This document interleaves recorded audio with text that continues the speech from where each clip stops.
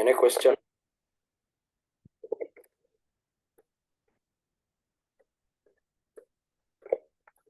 So if there's no question, we agreed like we will start building. That is as if we are implementing. So the idea is to have an understanding of where do we start and where do we end. Hi, Sosno. Yes, Uyanda. Hello. Hello, can you hear me? I have a question. Yeah, please go ahead. Yes, can you hear me? Yeah, loud and clear. So okay, perfect. So for the other segment flex field qualifiers, like the management, intercompany, and secondary tracking. I don't know, like I was thinking about it, and I guess I was wondering like what kind of scenarios would we have to make use of the other qualifiers? Okay, that's a good question. Or what segments in a company? Yeah, that's a good question. But when we come to the management segment qualifier, intercompany segment qualifier, secondary tracking, you'll find there are segments that we can create, especially for the purpose of management. There is management purpose. If there is a management unique way that they want to receive the reporting, we usually assign that management segment flexfield to that. But you may not feel the much, what do we call it, much impact on it right now, because it's more of practical than the first three. The first three, when we are doing the implementation, you can be able to see them because they are basic. But the one for management segment flexfield qualifier, the intercompany is where we have more than one companies, but there is data that getting interchanged. So whereby you can be able to find a company that they are under one company, yes, that is group of company, but still there is information they would like to exchange in between. So we create such segment for that purpose. For secondary tracking, that is for the purpose of tracking data to a level that is just on the segment level. So you might find the information that you are using, you might even using it. I mean, for the use of secondary tracking segment, you can be able to use this when you have even something we call secondary primary ledger. So this is some of the information you'll be able to get much on it when we start using it. But for now, to avoid confusion, just focus on the first three right now for you to understand the basic of building. Is it clear? Okay. Yes, it's clear. Thank you. Yes, so just to seek clarification, before defining the segments, you have to define a structure name. So in an ideal scenario, for a client like KCB, you only find one structure name, or would you get probably they define multiple, or is it just one for everything? No, you will only define one structure name.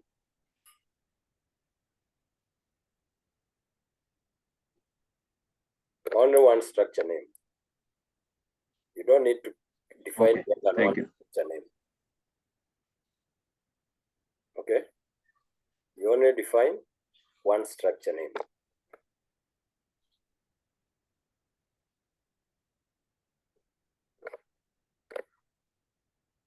Okay? Any other question?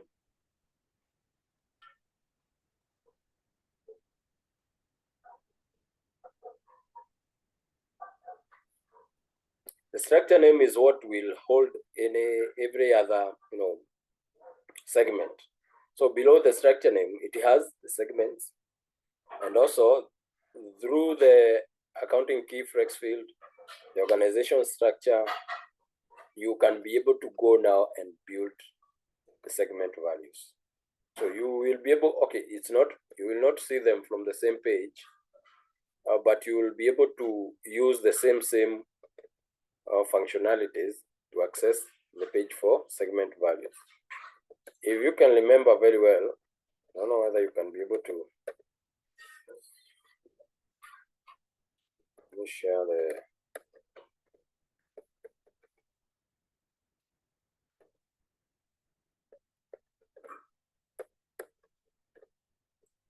system.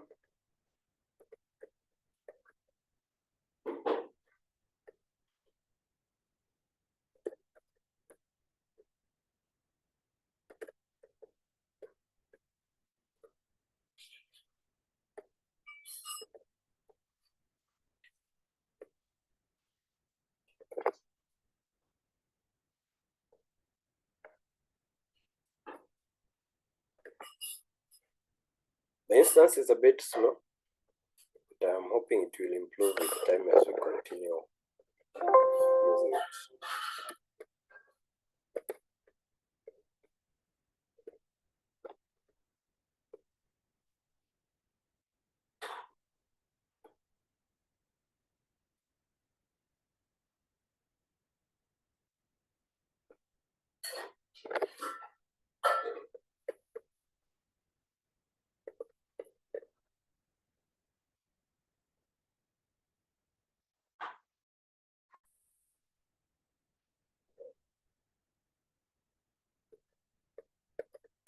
So what I'm saying is, you go to the navigation for building or setting up the financials, that is the organization structure and segments and segment values. You will access them through different forms. You see there is the segments here up and there is values here down. Are you able to see the page? We are stuck on a different page. Let's see what you're seeing. It's fine now.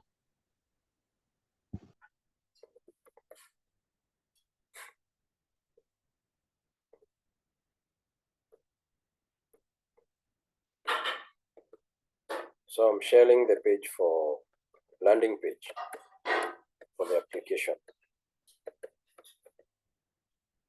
Okay. What I'm saying is that you come here, set up financials, flex field. We have a segment window. This is a different window versus the values window, but you are using the same key flex field to be able to access these two windows or two pages. So what I mean here, when I talked about you can be able to, you will only need the same organization name. It's what I'm adding weight on. To both create the segment and segment value, but from different angle or from different Java forms. So the point is, the structure name will always remain to be one.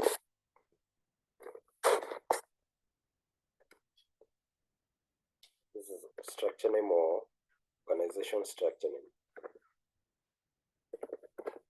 Insert the name there. Any other question on this?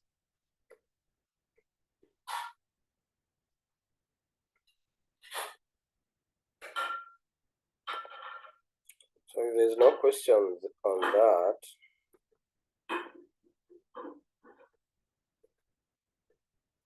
let's open up the application.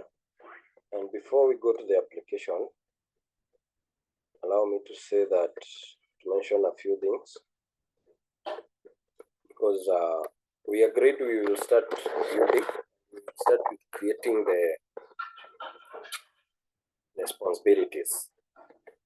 Just like I explained before, you have to have the responsibilities so that you can be able to start implementing or to doing the setup. So of course, the first thing, once you receive the link, the URL link, okay, and then you get the username and password.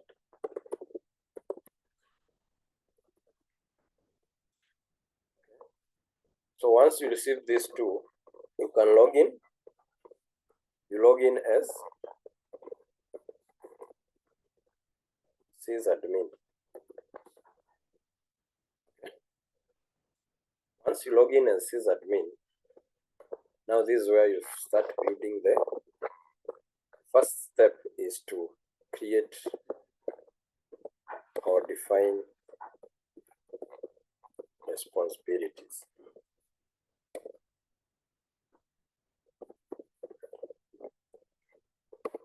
Okay. You define responsibilities, and in our case, most of the responsibilities that you'll find we start defining, assuming like we are only doing finance, or maybe the majority. I know there are some people, or not many of you, that are doing SCM in this session, but we will include SCM and finance together. So I hope you don't feel like we are focusing more on finance, but you'll find finance is more broad than SCM somehow. But we'll cover everything in the same session, so the finance team will as well benefit on it. So starting with finance, we start with the general ledger. I'm interested we use the name TAD as our organization. And when I talk about TAD, it's just a random name that I've come up with. So when we are doing implementation, you have to, there are some organizations which they might want their naming configuration to be having some, touch of their organization name. So, for instance, KCB Group, okay, you'll find when defining the responsibilities, you may agree with the organization or the client to have the responsibilities starting with their name or with their name initials. For instance, you can have that general ledger. General ledger, you can call it super user. When we say super user, we mean like this responsibility will have all the rights of the system. Like they can be able to, you can be able to execute any function that is in that responsibility. You might find we have, for instance, a general ledger. Okay, general ledger user. Okay, so user and super user are different because you will find there are some rights or data access rights that the user cannot be able to execute. You can even have general ledger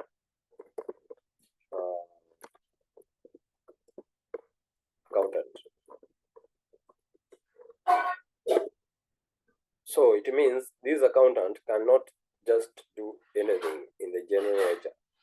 There are functions that they cannot be able to execute.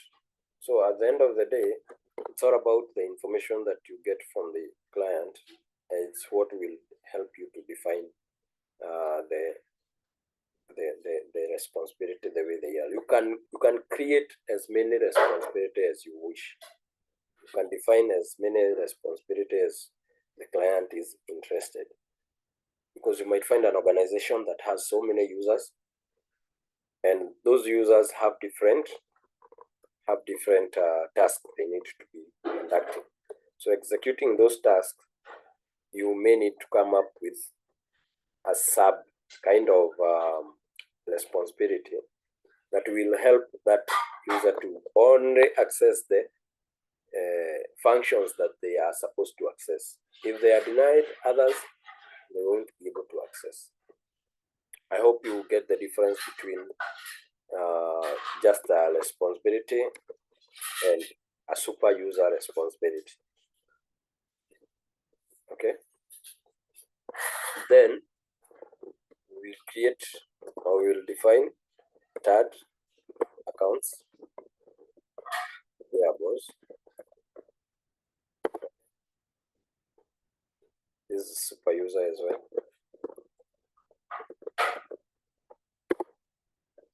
Then we'll create third accounts receivables user.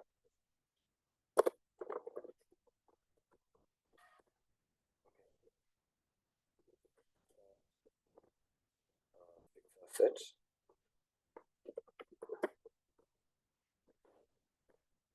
Super user.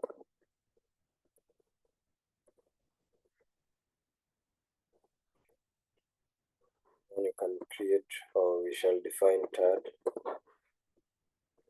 management super user.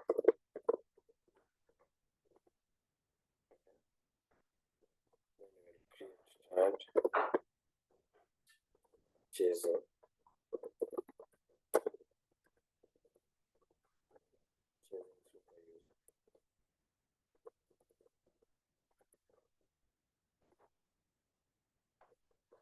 Then we create third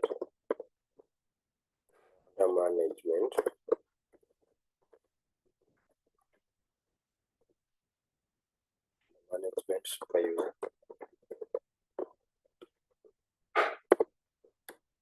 Then we create third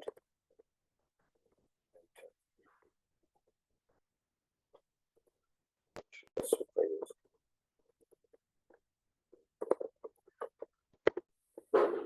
Then we create third,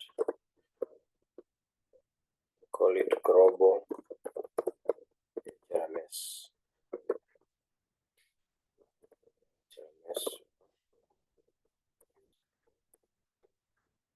So we will have a touch of HRMS because there are some things we cannot be able to achieve if we don't have the HRMS,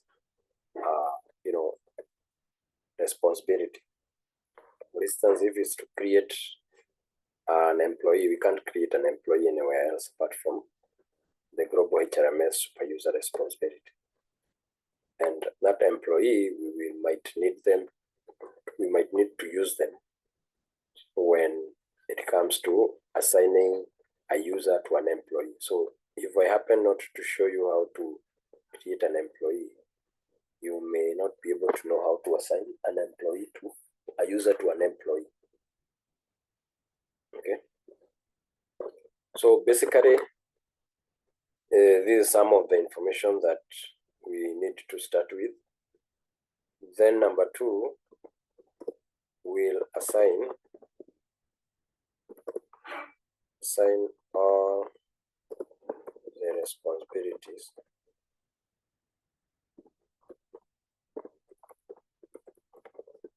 to profile options.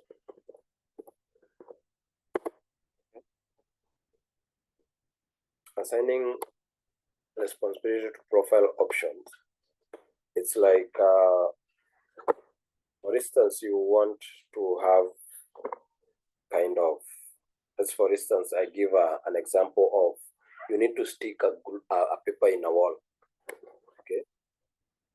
So for you to be able to have that paper on the wall, you may need to have some kind of some glue or some adhesive substance so that it can be sticky and you can be able to stick that paper on the wall, or maybe you want to hang maybe a picture on the wall. So that picture, for it to be able to hang on the wall, there's something you may need to have so that you can link the wall and the picture. So profile options, they usually give some kind of connection between the responsibilities of between a certain function and another function. So you bring them together. It's like a connection. For those who have an idea of APIs, it's kind of an API thing, or kind of an API idea, whereby it will help you to move data from one end to the other, or maybe to communicate, for responsibility to communicate, or any other feature to communicate within the system. So we will need to assign our responsibility to profile options. Then after that, number 3, we will create accounting calendar. Okay.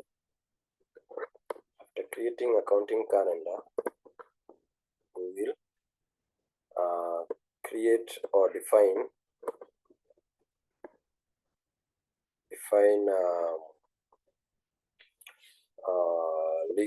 not legal entity, but primary ledger.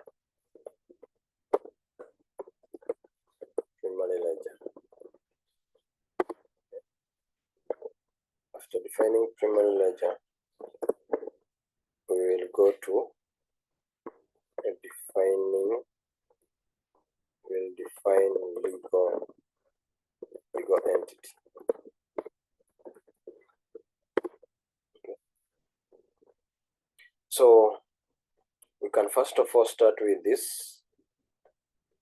There are different profile options that you need to understand, but some of them you will find they are just one setup. When we are doing this kind of setup, in the kind of environment that we will be working on, when I talk about the environment, I talk about the instance. You'll find like there are some setups that have been done, and you don't need to repeat them again. So there are some profile options, apart from now the ones that we'll be assigning to our newly created responsibilities. There are some other profile options that they are only available in one instance. So if you happen to go and change that profile option, you are changing everything, or you're making a change that will affect like everyone globally who will be using or who is accessing the system. I don't know whether you understand that point. Because this system, that the environment that I will share or that we'll be learning with, you're not the only one who is accessing it. Remember, I talked about a copy. So the moment we get it as a copy, it's a copy, yes, but it's a copy that is being used by so many users. So we need to work on it, but I'll be showing you some of the setups that you don't need to go and just change. Some setup, they are just one time, and you only need to know that they are either enabled or they have been configured, but you don't need to keep on changing them. I hope that one is clear. Is there any question so far?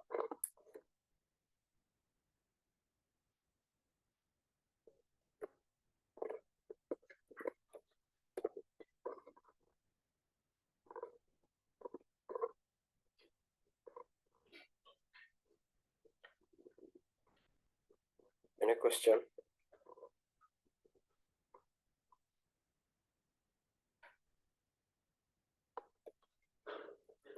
So when we are defining responsibilities, okay, have to work with this kind of information.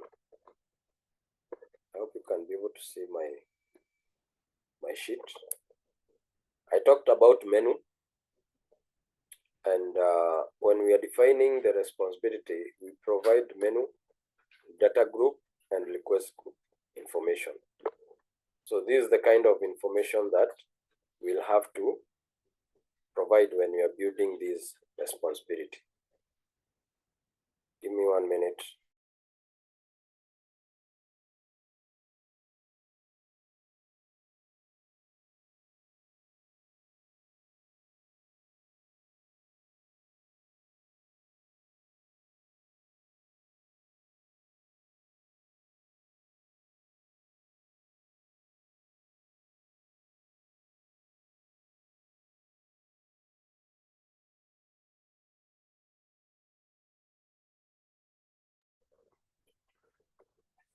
So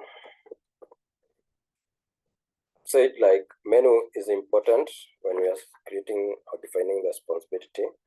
And this is where I said each and every responsibility has its own menu and a sub-menu, of course, which will be able to see them, but we will not be able to work, will not be working with them like that. I'll show you a clips of it so that you can be able to understand why the responsibility have sub-menus and have other sub-menus, and then at the end you can find the function or features.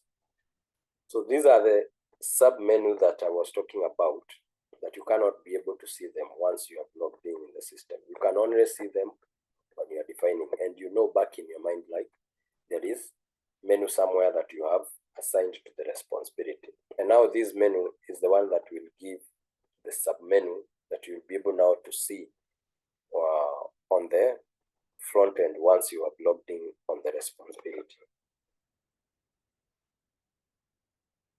Is it clear?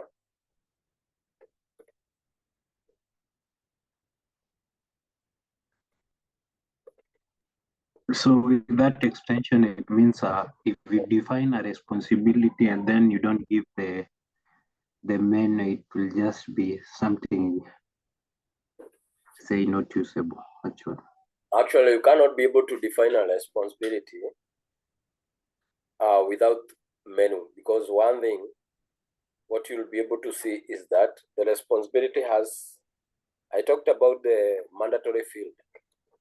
So the moment we open the responsibility window, there is no way you can save that window without providing that information on that field. That one is something you'll see right now. So it's good to, you have asked that question, but it's not possible to save or complete creating a responsibility without menu.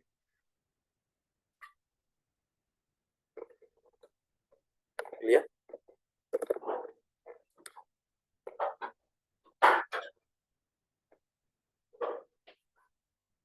All right, together?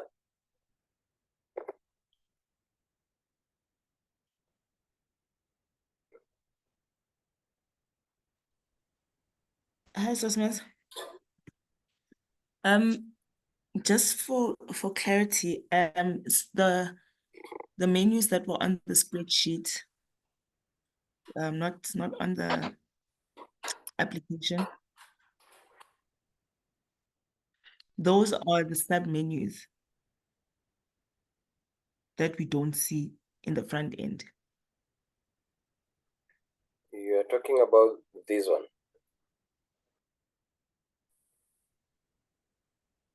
Able to see the sheet? Yes. Come up again. Yes, You're I can asking see whether them. these are the sub menus. Yes, because you said these are the sub menus that we don't see in the front end. No, I don't know if I heard that correctly. No, I said these are the menus. We see the sub menus. Okay. Oh, okay. We see the sub menus. We don't see the menu. Oh, okay. But this menu Thank is you. the one that gives the sub menus that we see and the features. Okay. Okay, thank you for that. All right. So with that, let me share the system screen.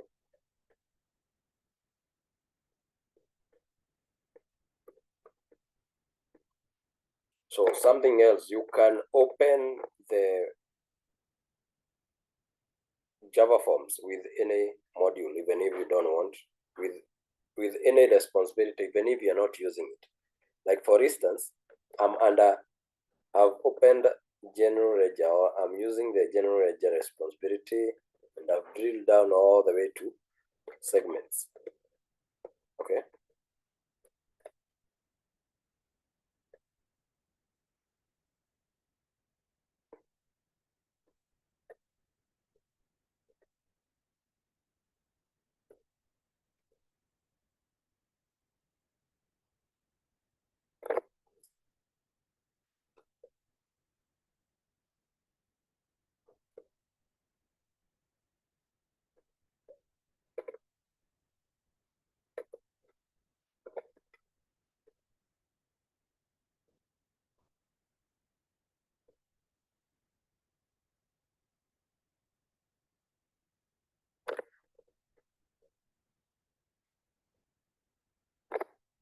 The system is opening.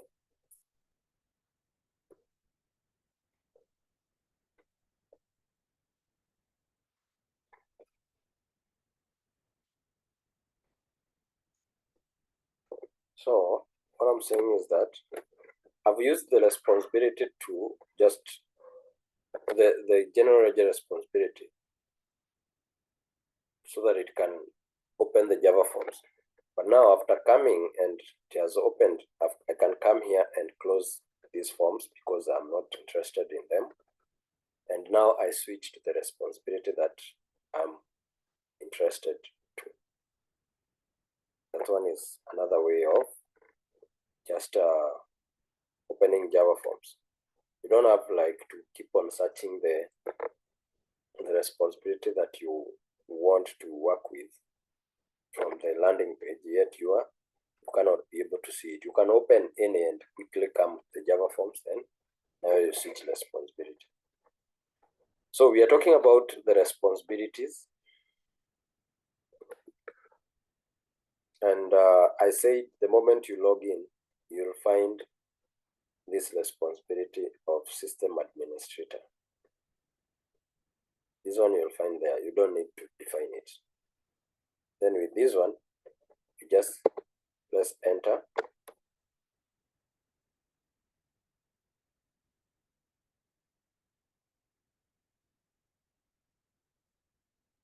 And you switch to the system responsibility. I mean system administrator responsibility. Here, you can now start working. And one of the things that you need to understand is the navigation, I continue saying. And once you are here, you can be able to select, for instance, if you want to have a shortcut for the functions that you are working on, or you are mostly working with, you can make it a list here. You can make a shortcut here instead of keep on drilling down. Unfortunately, there's an error there.